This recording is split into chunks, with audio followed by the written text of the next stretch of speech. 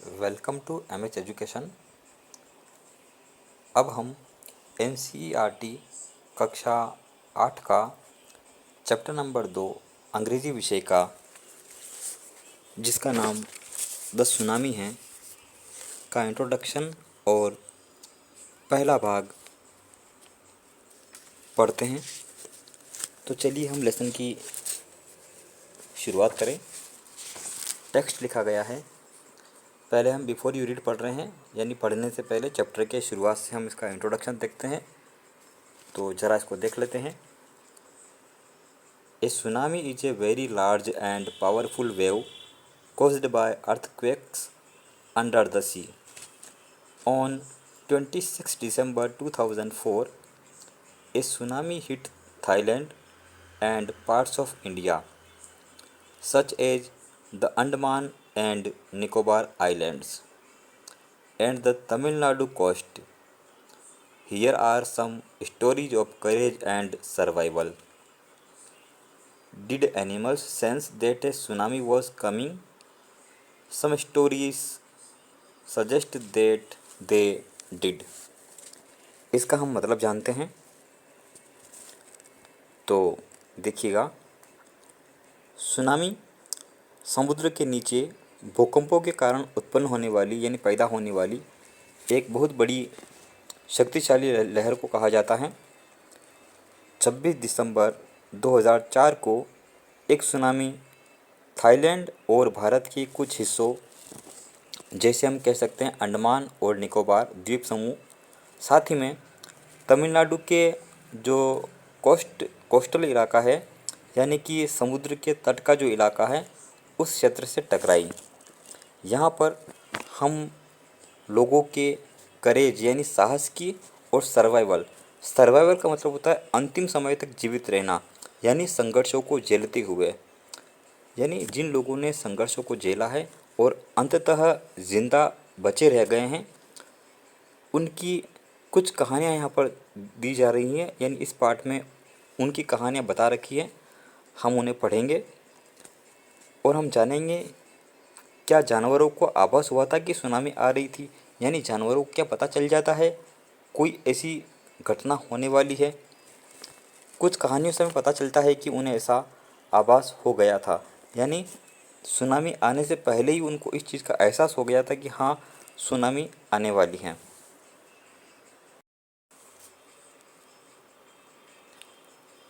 तो यहाँ पर हम पहला भाग शुरू करते हैं।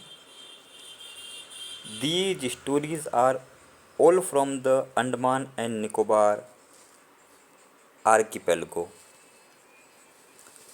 ये जो सभी कहानियाँ अंडमान व निकोबार द्वीप समूह से हैं, जिसका कि हमने अभी पिछले वीडियो में नक्शा देखा था।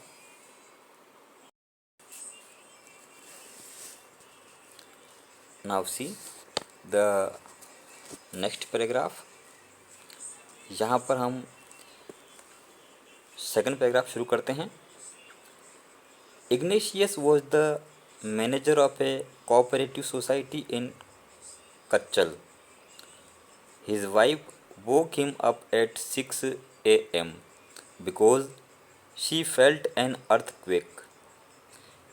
Ignatius carefully took his television set off its table and put it down on the ground so that it would not fall and break. Then the family rushed out of the house.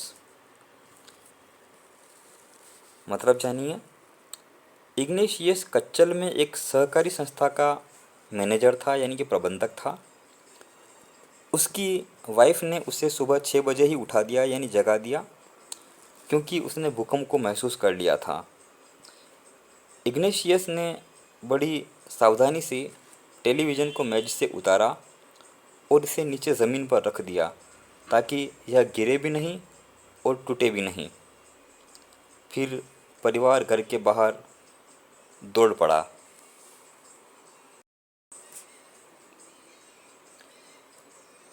When the tremors stopped, they saw the sea rising. In the chaos and confusion, two of his children caught hold of the hands of their mother's father and mother's brother, and rushed in the opposite direction. He never saw them again. His wife was also swept away. Only the three other children who came with him were saved. जब कंपन रुक गया तो उन्होंने समुद्र की लहरों को ऊंचे उठते देखा। अव्यवस्था व उलझन में उसके दो बच्चों ने अपनी माँ के पिता व माँ के भाई का हाथ थाम लिया और अपोजिट डायरेक्शन में दौड़ पड़े। उसने उनको फिर कभी नहीं देखा। उसकी पत्नी भी बहा दी गई थी। केवल 3 अन्य बच्चे जो उसके साथ आए बचे थे।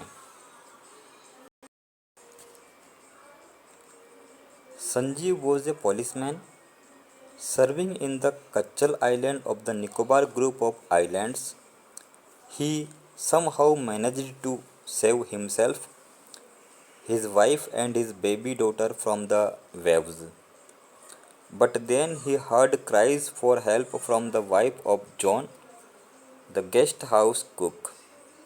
Sanjeev jumped into the water to rescue her, but they were both swept away.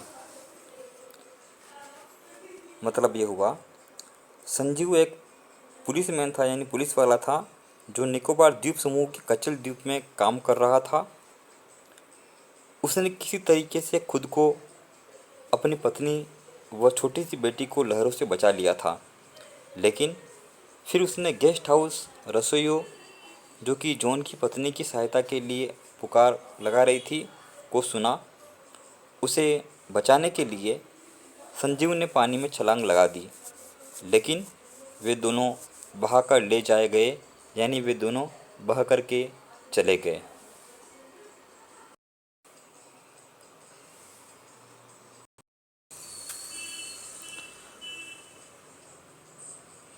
Thirteen-year-old Magna was swept away along with her parents and 77 other people. She spent 2 days floating in the sea, holding on to a wooden door. 11 times she saw relief helicopters overhead, but they did not see her. She was brought to the shore by a wave and was found walking on the seashore in a daze. I don't think I have read it twice or once, so I read it very fast.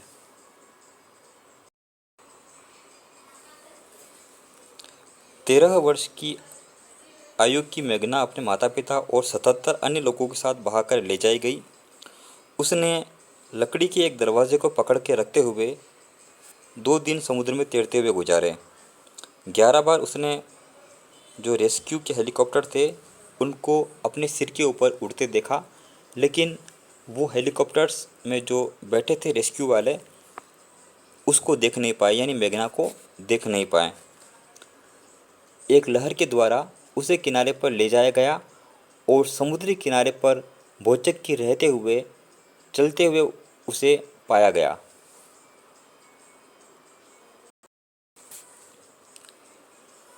Almas Javed was 10 years old. She was a student of Carmel Convent in Port Blair, where her father had a petrol pump. Her mother Rahila's home was in Non-Corway Island. The family had gone there to celebrate Christmas.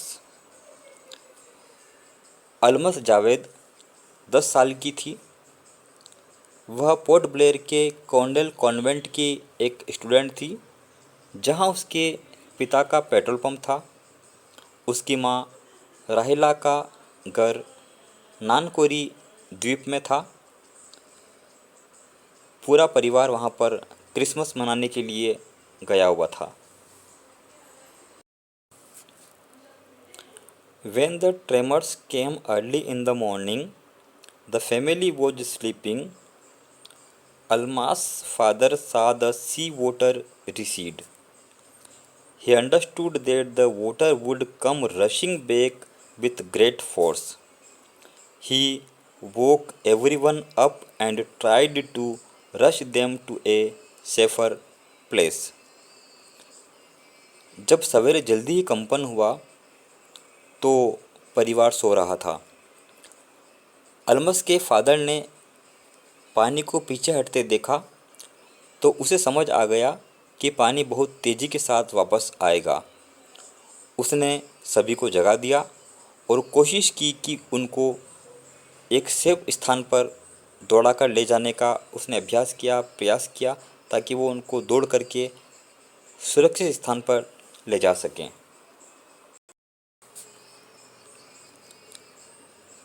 As they ran, her grandfather was hit on the head by something and he fell down. Her father rushed to help him. Then came the first giant wave that swept both of them away. देखिएगा, जैसे ही वे दौड़े, दौड़े मतलब भागे, उसके दादा का सिर किसी चीज़ से टकरा गया और वह नीचे गिर पड़े।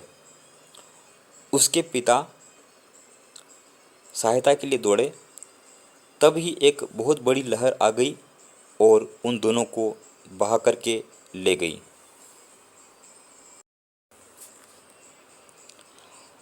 Almas mother and aunts stood clinging to the leaves of a coconut tree. Calling out to her, a wave uprooted the tree and they too were washed away. अल्मस की माँ व चाचियाँ नारियल के एक वृक्ष के पत्तों से चिपकी खड़ी रही और उसे बुला रही थी। एक लहर ने उस पेड़ को ही उखाड़ दिया और वे भी बहा करके ले जाई गई। यानी वो पेड़ भी जिसे वो चिपट के खड़ी थी वो उखड़ गया और वे भी बह गई।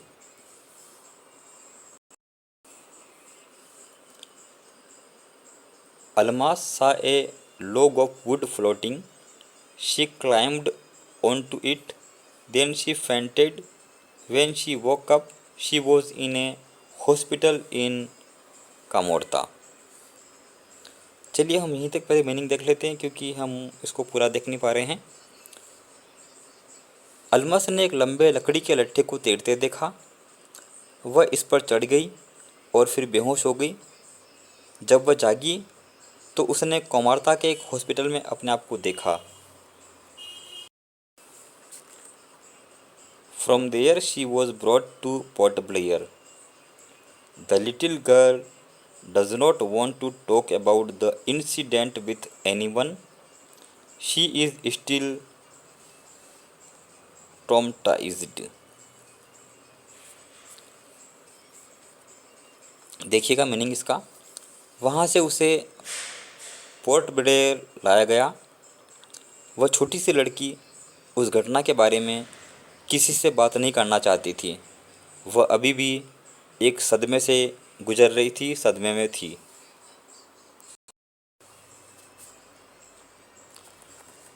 कॉम्प्रिहेंशन चेक से whether the following are true और फॉल्स। हमें पूछा गया है, हमें बताना है कि ये जो सेंटेंस लिखे गए हैं ये सेंटेंस सही है या गलत है। तो पहला सेंटेंस दिया है, igneous lost his wife, 2 children, his father in law and his brother in law in the tsunami. इसका मतलब ये हुआ कि इग्निशियस ने अपनी पत्नी को, 2 बच्चों को, उनके ससुर को और उनके ब्रदर इन लॉ को सुनामी में खो दिया। हाँ, यह बात सही है, अतः ये कथन ट्रू हो जाएगा, ये कथन सच है। Second sentence, Sanjeev made it to safety after the tsunami. Sanjeev ने इसको सुरक्षित बना लिया, अपने आप को सुरक्षित बना लिया जब सुनामी चली गई, आफ्टर सुनामी। तो ये बात सही नहीं है, यानी ये कथन फॉल्स हो जाएगा। क्वेश्चन नंबर 3 है, मेघना was saved by A relief helicopter. ये बताया गया है कि मेघना को हेलीकॉप्टर के द्वारा सुरक्षित बचा लिया गया। तो यहाँ पर हमने देखा कि हेलीकॉप्टर को वो तो देख पा रही थी लेकिन हेलीकॉप्टर वाले उसको देख नहीं पा रहे थे। तो यहाँ पर हम जानते हैं कि ये कथन भी गलत हो जाएगा, यानी कि फॉल्स हैं। अगला सेंटेंस हम देखते हैं, चौथा sentence, Almas father realized that a tsunami was going to hit the island. Almas के फादर को ऐसा महसूस हुआ कि सुनामी जो थी वो आइलैंड को हिट करने वाली थी, यानी द्वीप से टकराने वाली थी। हाँ, ये बात सही है, अतः यह कथन ट्रू हो जाएगा। और आखिरी का पांचवा sentence, her mother and aunts were washed away with the tree that they were holding on to. जैसा कि हमने सेंटेंस में देखा था, इस टेक्स्ट में आया था कि उसकी माँ और चाचियाँ जिस पेड़ को उन्होंने क्लिंच कर रखा था, जिनको पकड़ के वो खड़ी थी, वो खुद ही जड़ से उखड़ गया था और बह बह गया था। तो यहाँ पर हम देखते हैं कि ये कथन ट्रू है, यानी कि सही है। इस तरीके से हमारा यहाँ पर इस चैप्टर का पहला भाग पूरा हो जाता है।